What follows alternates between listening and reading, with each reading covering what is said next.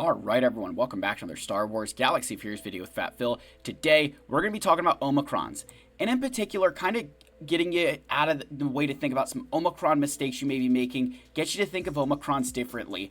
I think one of the areas I see so often players struggle with is equipping Omicrons. Either they're not equipping them enough, equipping the wrong ones first, or even putting too many on characters. I am sure many of you are in this position where you're going to be unlocking a bunch of characters all at once who may or may not need Omicrons, and understanding how many to put on this character, how many to put on them, what's the priority order is very, very difficult. So hopefully this video helps you figure those things out and point you the right direction.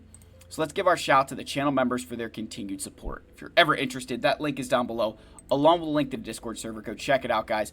Thank you for keeping the faith. Thank you for putting your trust in me to bring you good content. Hopefully you guys are learning, your rosters are getting better. I love seeing the questions in the Discord. It's the primary way I get to help you guys. So thank you again. Let's get into our video.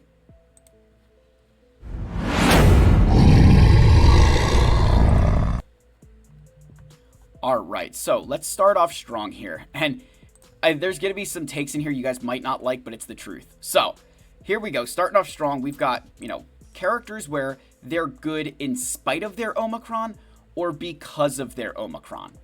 Now, when I say in spite, a lot of times that's a negative connotation. Here, what we're really saying is Darth Traya and, say, Bo-Katan are good without their Omicrons. They don't need the Omicron to be considered good characters and good investments in this game. There's a lot of things that those two can do without their Omicrons that is very, very good. Whereas characters like Savage and Wampa are good because of their Omicrons. Without the Omicron, you're not investing in Savage Press ever. Wampa, you still need to build up because you need him for Jedi Knight Luke. But just, when we talk about Wampa being this great character, it's because of his Omicron, right? Same thing with Savage. It's because of his Omicron. When I talk about Traya being good, I oftentimes do not mention her Omicron until the end. Same thing with Bo-Katan. I mentioned that at the end because there's other reasons that they are good. So when you're thinking about building that Darth Traya team, I would honestly tell you, I would start with Savage. I'd probably start with, if you're thinking of building Savage for your Traya team, I would start with Savage. I'd gear him up. I'd put the Omicron on him, and then I'd build the Traya team. Sounds insane, right? But think of it like this. Where a lot of times players struggle in this game is, I knew when I was in the mid game, one of my biggest struggles in Grand Arena is I'd run out of teams to use against those A tier, S tier teams. I could easily handle Galactic Legends. Heck, I could maybe handle some of those S tier teams. But if there was enough of those A tier teams, like you put the Tuskens down and the Sana team down and the Afra team down, whatever, it would cause me so many more problems than if it was, 5 or 6 GLs on defense, right? That you just slow death through all these really high power teams. So don't feel like you have to rush into getting a character like Darth Traya's Omicron if the only thing you're going to be using it for is beating Geonosians. So, just kind of keep that in the back of your head a little bit. And then with someone like Bo, if you get Bo-Katan and you're like, oh, I don't know that I have enough Omicrons for her, maybe you wait and put them on someone who would need their Omicron to really get the best use out of them. And again, obviously, Wampa would be a great example of somebody that we're putting that on because of how good he is with it. The next is underlying value.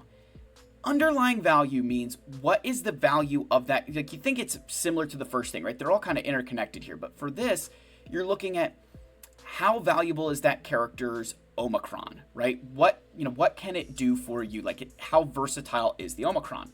So with someone like Starkiller here, he's very specific. You need a Jedi, a Sith, a light side and dark side unaligned force user in his team. In 3v3, you need some combination of that. But there cannot be any Galactic Legends in your squad for his Omicron to work.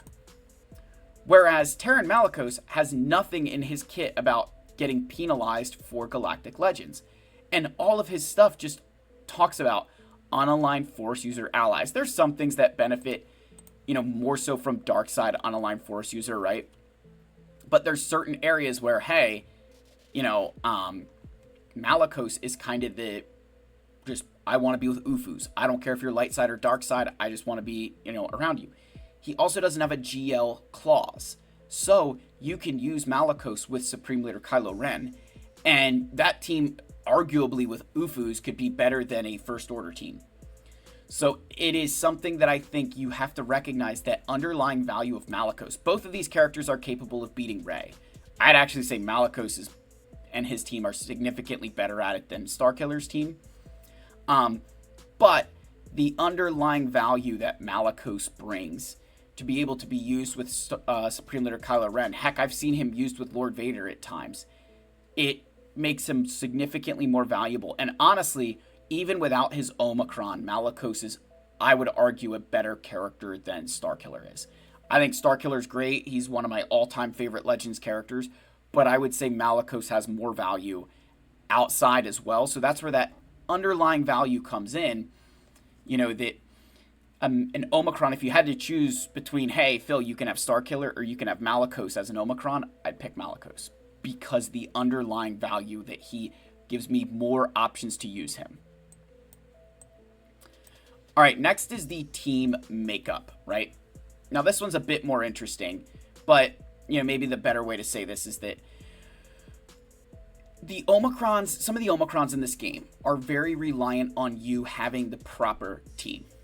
Sometimes it's not as big of a deal, right? That, like, you know, there's maybe a key character or two, but sometimes it's about having a very specific character there. So take, for example, Dash Rendar. His Omicron is the shortest Omicron. If an ally loses prepared, they gain prepared. The whole point of this Omicron is to take advantage of characters that prepared, particularly Vandor Chewbacca, who, when somebody is defeated and he is prepared, they get revived at 60% health. If Chewbacca is prepared, then he's no longer prepared. Well, Dash Rendar's Omicron, prepared again, so he can constantly revive people. If you don't have Vandor Chewbacca, an Omicron like Dash Rendar doesn't make sense, because you're losing the value, right? There's no help to be had there. You're not making a better team with it. It's not like there's other bonuses that Omicron is giving you. Similar situation here, even with Queen Amidala. She's very reliant on Padawan Obi-Wan and Master Qui-Gon as part of her team.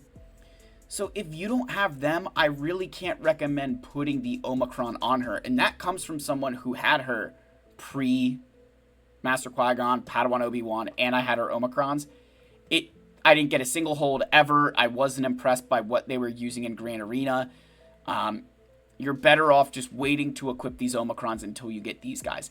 And that can be very beneficial for your account to know that, hey, there might be some better uses for those Omicrons while I work on my Padawan Obi-Wan and Master Qui-Gon.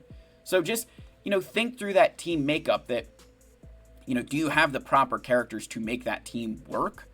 And not just make the team work, but make the Omicron work, right? And going back up even to underlying value, just remember with Queen Amidala that much of her kit is, especially like the Omicrons, a lot of it is based around, hey, there can't be Galactic Legends or Scoundrel allies, and they all need to be Galactic Republic. So there's a lot of, those statements to kind of make sure that the team is very specific. All right, do you actually need all three Omicrons? A lot of all your journey guide characters now, your conquest characters, they have like 3 Omicrons apiece. Do you actually need all 3 Omicrons on that character? Oftentimes when you first unlock them, you kind of get sucked in and you're like, I'm going to give them all their Omicrons. And that's what I did with Malgus, and that's what I did with Darth Bane. And I kind of look back and there's at least one of them I'd take off of each character, simply because I don't think it's as important to have it. For Darth Bane, I look at this ability here and I'm like, I don't really get enough use out of this. I thought that it'd be better with like your Sith Eternal, but I don't really use Sith Eternal with Darth Bane. And when I go over to Malgus, this one, it's nice. I just don't know that it's quite as important. I don't feel like I get to... By the time I use this ability in most fights, it's game, set, match anyway. So, it's not the best use, right? And then I look at someone like Ben Solo, who I don't have the redeemed Omicron. And I would love to have this. This is one that I've almost equipped half a dozen times. But, you're like, oh, it's only, Phil, it just ignores protection. It's very good. Like, this makes Ben so much more challenging to deal with. But because I've kind of been a bit less frugal with Omicrons than I should have been, right? I, haven't been able to equip that. And if I would go back and be able to unequip one of these Omicrons on these guys, maybe Ben would have one. So just think through, do they actually need all those Omicrons? And if you're going to get a bunch of these guys all at once, start with the most impactful. So for Malgus, that would be his leadership ability. For Ben Solo, you're looking at Force Dyad, and for Bane, Rule of 2. Think, equip the most impactful one first, and then move on down the line. I would definitely recommend that over trying to go all in on one or two characters. Equip a couple of them and make some really good teams. Next, think of the longevity of the Omicron investment. So Boba Fett, Sign of Django, still a solid one. I don't get nearly enough use out of this anymore. And then Keller and Beck, I've gotten some very good use out of this Territory War Omicron. But then I look at like Admiral Akbar and First Order TIE Pilot, and I really don't use them anymore. They're not Omicrons that I felt are smart decisions to make. I wouldn't recommend them. And this kind of leads into, before you equip an Omicron, just think of the longevity. Look at the guys in Kyber 1. Are we able to use this? Are we not able to use this? And don't just look at like Arnold or look at, Phil or Sanjita, but think through like when as you get further and further in the game, does that Omicron still retain some of its value? Like there was a time where I wasn't able to use Wampa at all. And now with, he's got his Datacron, so he's making a comeback. But there's definitely some of that. Just, keep that, put that in the back of your head, file that for future thought that, does that character have that longevity? Can I use this for, the next year, 2 years, 3 years? Because if that answer is no, it might not be worth making the investment. All right, next is the 3v3 versus 5v5. So some Omicrons are completely just, I'm a 3v3 Omicron or I'm a 5v5 Omicron. Here's the situation. When you're in a spot like that where you are kind of stuck into one or the other, I would argue you'd probably want the ones that are 3v3 centric rather than 5v5 centric. 3v3 is a completely different animal. In my opinion, I would see more value in a 3v3 only Omicron than a 5v5 only Omicron. And that's because in 3v3, a lot of other things change. Certain counters that you might be able to use in 5v5 no longer work in 3v3. And other counters that don't work in 5v5 potentially do work in 3v3. So just think through that. Kind of understand, is this actually what's happening? Does this work? Does this not? Why, if that's the case, Like Tusken Raider to me is one of those Omicrons that always drives me up a wall, because if you put it with Tusken Chieftain and Tusken Warrior, the problems that poses is crazy. That team really does get better. And the scary part about it is there's not a great counter to it.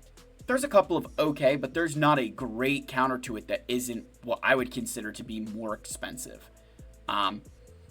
With Dr. Aphra, I just don't think she needs her Omicrons. She's one that she needs her Datacron, which is a completely different topic in and of itself, right?